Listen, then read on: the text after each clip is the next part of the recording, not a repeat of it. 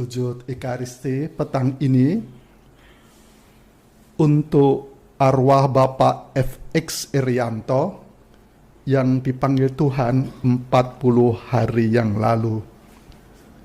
Semoga arwah beliau sudah bersatu dengan Allah di surga. Marilah bersatu dalam doa.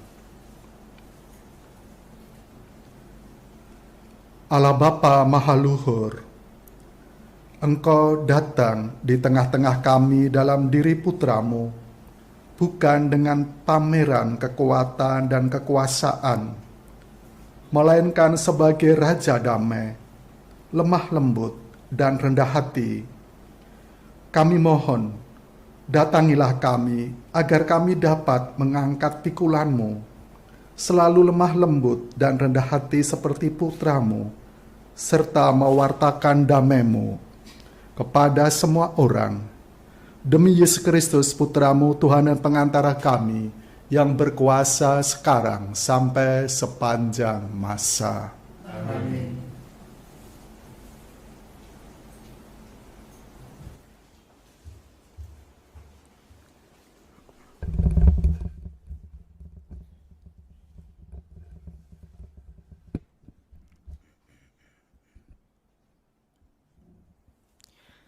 Bacaan dari Nubuat Zakaria.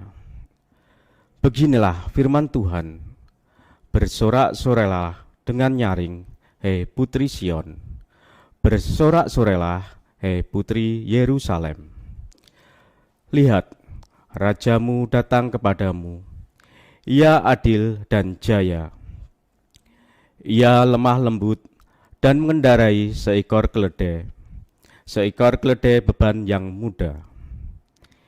Ia akan melenyapkan kereta-kereta dari Efraim. Ia akan memusnahkan kuda-kuda dari Yerusalem. Busur perang akan ia lenyapkan. Dan ia akan memberitakan damai kepada bangsa-bangsa. Wilayah kekuasaannya akan terbentang dari laut sampai ke laut, dan dari sungai Efrat sampai ke ujung-ujung bumi. Demikianlah sabda Tuhan.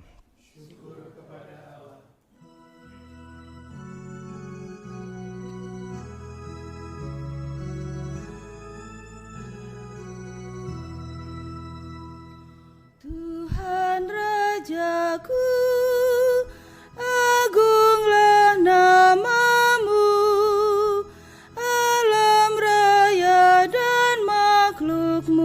Kagum memandang-Mu.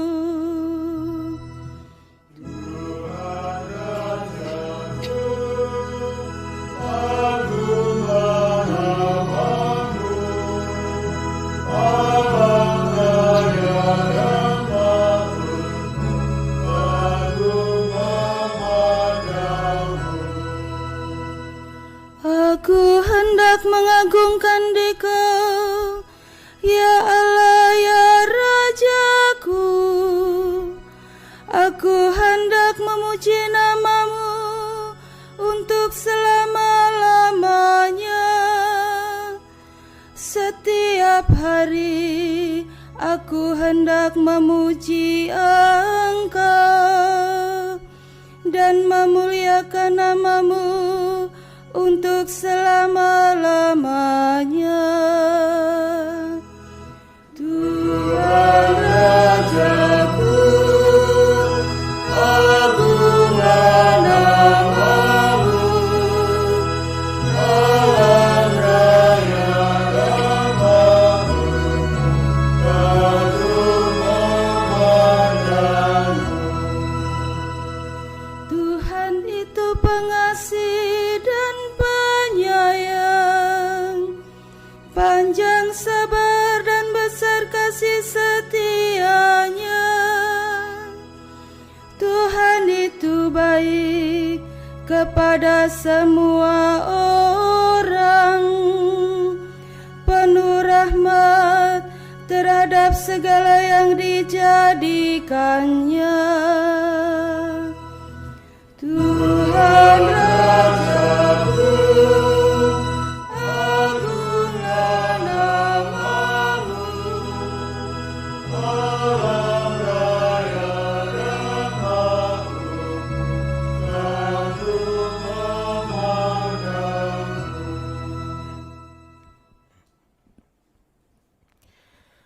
Bacaan dari surat Rasul Paulus kepada jemaat di Roma. Saudara-saudara, kamu tidak hidup dalam daging, melainkan dalam roh. Kalau roh Allah memang tinggal di dalam dirimu. Tetapi jika orang tidak memiliki roh Kristus, ia bukanlah milik Kristus. Dan jika roh Allah yang membangkitkan Kristus Yesus dari antara orang mati diam di dalam dirimu, maka ia yang telah membangkitkan Kristus Yesus dari antara orang mati dan akan menghidupkan juga tubuhmu yang fana oleh rohnya yang diam dalam dirimu. Jadi, saudara-saudara, kita ini orang berhutang, tetapi bukan kepada daging supaya hidup menurut daging. Sebab, jika kamu hidup menurut daging, kamu akan mati. Tetapi, jika oleh roh kamu matikan perbuatan-perbuatan tubuhmu, maka kamu akan hidup. Demikianlah sabda Tuhan.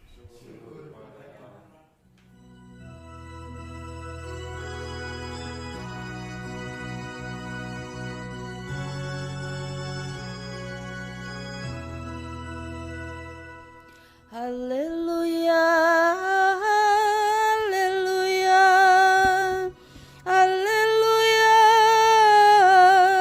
haleluya, haleluya,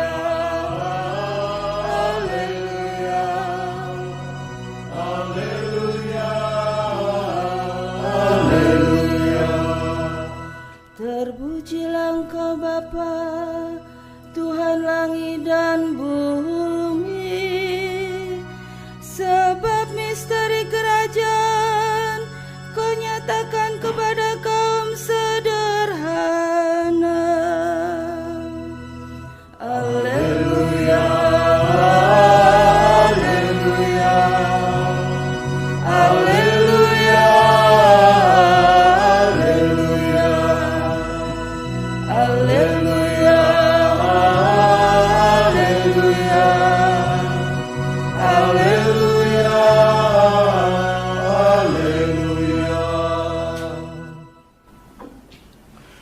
Tuhan bersamamu.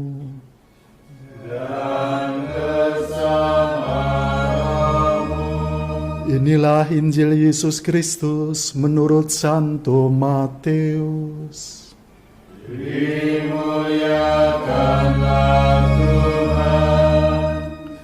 Pada waktu itu Yesus bersabda, "Ya Bapa, Tuhan langit dan bumi, karena semuanya itu Engkau sembunyikan bagi orang bijak dan orang pandai, tetapi Engkau nyatakan kepada orang kecil.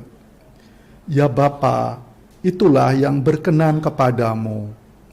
Semua telah diserahkan kepadaku oleh Bapakku, dan tidak seorang pun mengenal Putra selain Bapa, dan tidak seorang pun mengenal Bapa selain Putra dan orang yang kepadanya Putra itu berkenan menyatakannya.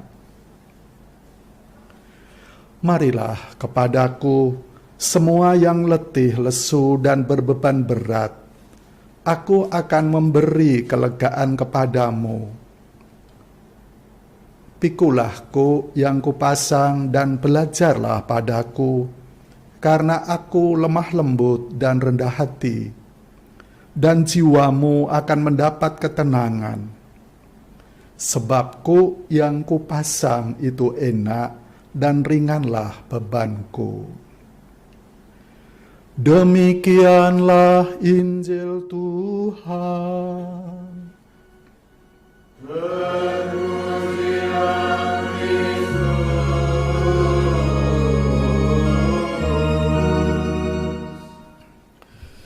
Bapak, Ibu, saudara-saudaraku yang terkasih, kita dengar Tuhan Yesus bersyukur kepada Allah karena Allah tadi disebut menyembunyikan bagi orang bijak dan orang pandai, tetapi nyatakan kepada orang kecil. Tuhan Yesus bersyukur. Bersyukur itu ya hampir sama dengan terima kasih. Kalau terima kasih hanya antar manusia sesama saja. Kalau bersyukur itu kepada Tuhan, kepada Allah. Kita lihat bagaimana Tuhan sering, tidak hanya ini Injil yang kita dengar, tapi di lain tempat Tuhan juga mudah untuk bersyukur kepada Allah. Kiranya dalam doa-doa Tuhan Yesus juga mengajarkan kepada kita doa Bapa kami. Bapa kami yang ada di surga, dimuliakanlah namamu. Memuliakan, mengaturkan syukur kepada Allah. Kita, terutama ya anak-anak kita, untuk mengucapkan terima kasih aja susah. Apalagi untuk terima kasih bersyukur kepada Allah yang tidak nampak. Ya mungkin karena saya tidak tahu sistem pendidikan kita. Waktu saya kecil, orang tua mesti mengatakan kepada anak-anaknya, kalau dikasih, pakai tangan kanan. Ucapkan terima kasih. Mesti kan terima kasih. Matur nuwun. Terima kasih. Matur nuwun. Lain dengan anak-anak kita. Cucu-cucu kita. Sering. Misalnya saya kasih permen, ya udah langsung. Enggak ngucap. Makasih ya Romo, enggak pernah. Langsung dimakan. Dengan guru-guru apa enggak tahu, yang guru-guru apa murid-murid kita sering mengatakan terima kasih Bu Guru, Pak Guru. Sekarang mereka itu untuk mengucapkan yang terima kasih, menerima kasih dari sesamanya aja susah, apalagi bersyukur. Itu anak-anak yang bisa kita lihat dan kita tahu lebih mudah zaman ini mengeluh daripada bersyukur. Dulu mbah saya, nenek saya mengajarkan, lihatlah ayam itu, pitik itu loh, ayam. Sekarang jarang ya, orang memelihara ayam bebas. Dulu di kampung-kampung, waktu saya kecil masih berkeliaran, sore pulang. Sekarang dilepas hilang, sembelih tetangga. Lihat ayam itu, setiap minum, mesti mengucapkan, matur nuwun, matur nuwun. Matur nuwun, matur sambil itu kan kakak matur nuwun, matur nuwun.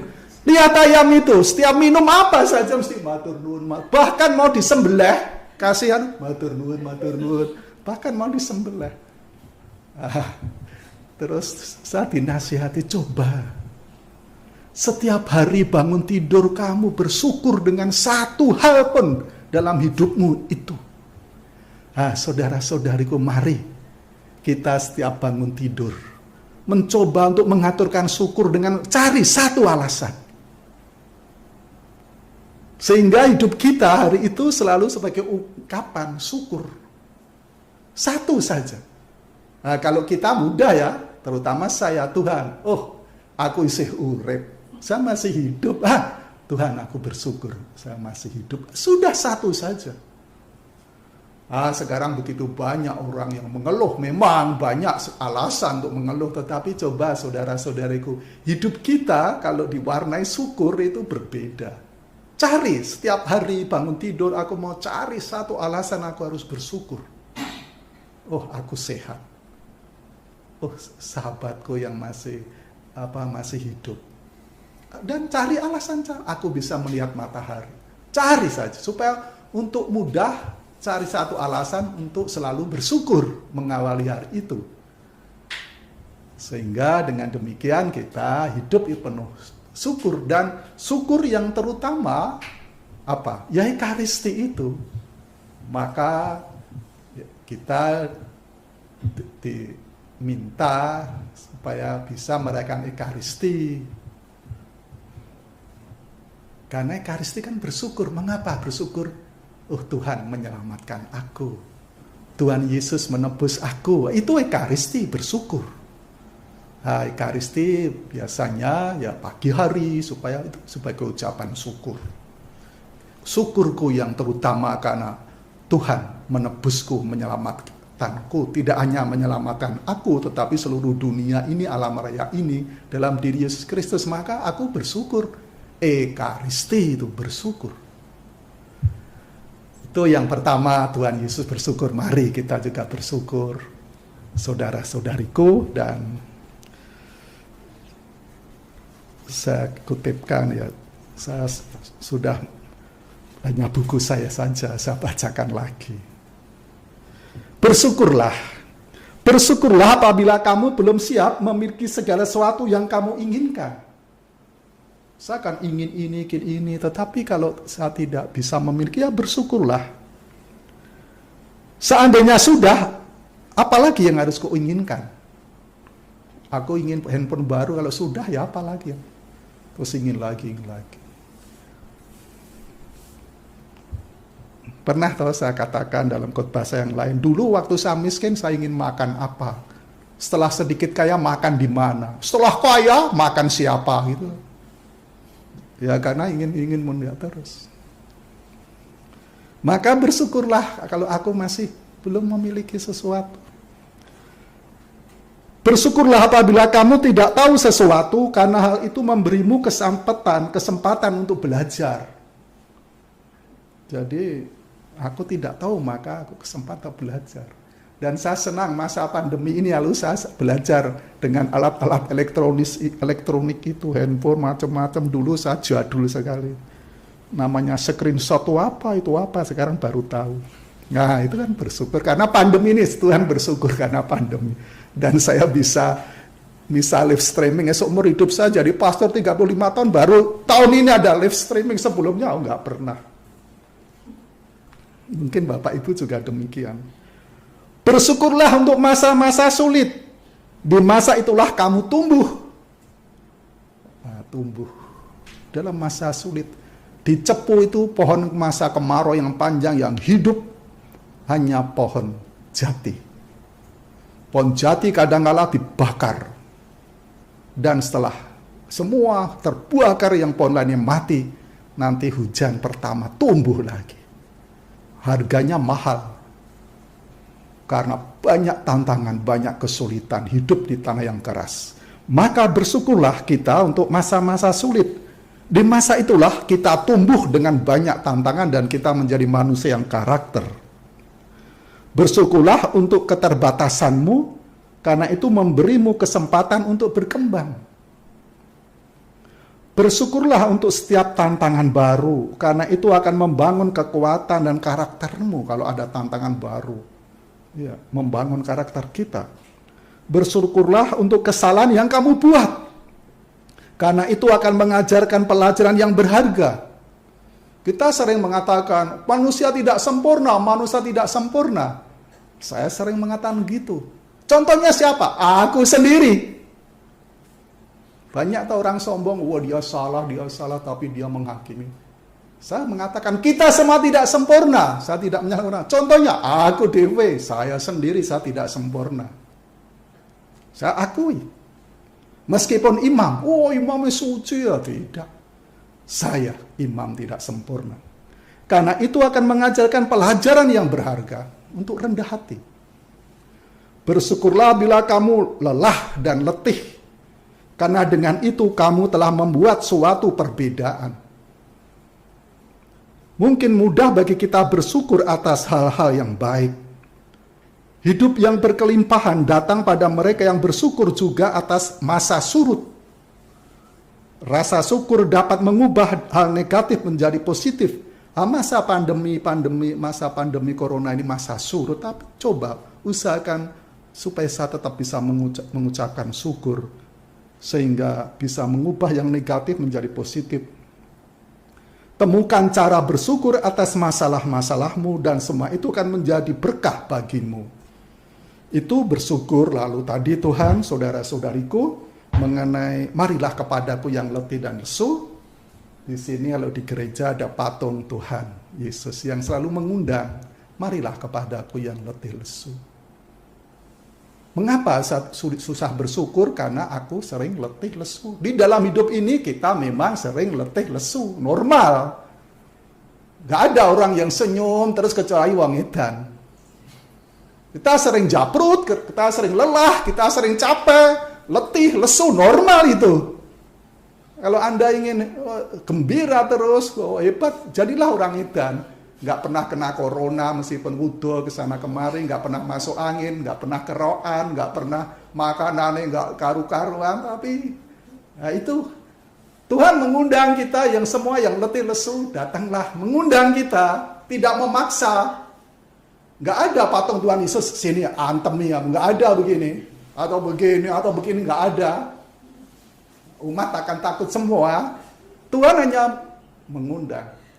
Maka saudara-saudariku, kalau dalam hidup ini kita sering capek, letih, lesu, dan sudah istilahnya kalau musim kemarau brown nih, coklat semua, capek, datanglah kepada Tuhan, hening. Aku balik ke dalam diriku, ke sumur diriku, supaya aku menyerahkan bebanku kepada Tuhan. Bersama Tuhan, aku mengangkut bebanku dalam pesiaran hidup ini sehingga aku bisa mudah bersyukur bersama Tuhan seperti Ekaris ini bersyukur bersama Tuhan Yesus Kristus yang dikorbankan. Ini yang kita harapkan, Tuhan kita, Tuhan yang mau menyertai perjalanan hidup kita. Tidak membuat kita takut sini seperti mungkin kepercayaan lain, Tuhannya yang menakutkan, yang apa-apa penuh peraturan, penuh itu harus begini, tidak. Tuhan selalu mengundang kita, terutama pada saat-saat kita mengalami letih lesu itu. Dan ini Tuhan menjawab, aku mohon Tuhan menyingkirkan deritaku. Tuhan menjawab, tidak, itu bukan kau singkirkan, tetapi agar kau mengalahkannya. Tuhan tidak menyingkirkan masalah kita, derita kita, tapi kita mencoba mengalahkannya. Aku mohon Tuhan menyempurnakan kecacatanku. Tuhan menjawab, tidak, jiwa itu sempurna, badan hanyalah sementara. Maka saudara-saudaraku, mari kita sering, kalau aku di hadapan Tuhan hening hanya sendiri, jiwaku yang kuperhatikan, jangan badanku. Kalau badanku ya mesti dengan butuh orang lain, makan enak, ini dan yang lain. Aku mohon Tuhan memberikan kesabaran. Kadang-kala minta sabar Tuhan, Tuhan menjawab tidak. Kesabaran adalah hasil dari kesulitan, itu tidak dihadiahkan, itu dipelajari. Jadi aku harus belajar sabar. Aku mohon Tuhan memberikan kebahagiaan. Kita sering berdoa mohon kebahagiaan. Tuhan menjawab, tidak. Aku memberimu berkat. Kebahagiaan itu tergantung padamu. Jadi bahagia itu tergantung pada diri kita, bukan orang lain. Aku mohon Tuhan menjauhkan penderitaan. Tidak. Penderitaan menjauhkanmu dari perhatian duniawi dan membawamu dekat kepadaku. Jadi kalau kita menderita biasanya dekat pada Tuhan tuh. Ada masalah, ada ini.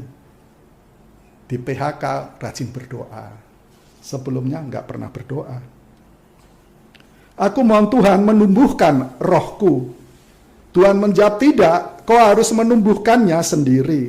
Tetapi aku akan memangkas untuk membuatmu berbuah. Jadi menumbuhkan rohku, kadangkala hidup kita dipangkas oleh Tuhan. Seperti pohon-pohon itu dipangkas supaya hidup berbuah. Aku mohon Tuhan segala yang membuatku menikmati hidup.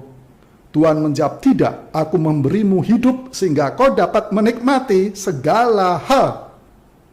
Nah, kita kan Tuhan supaya saya bisa menikmati hidup, sisa-sisa hidup saya sudah tua ini. Tidak, aku bisa...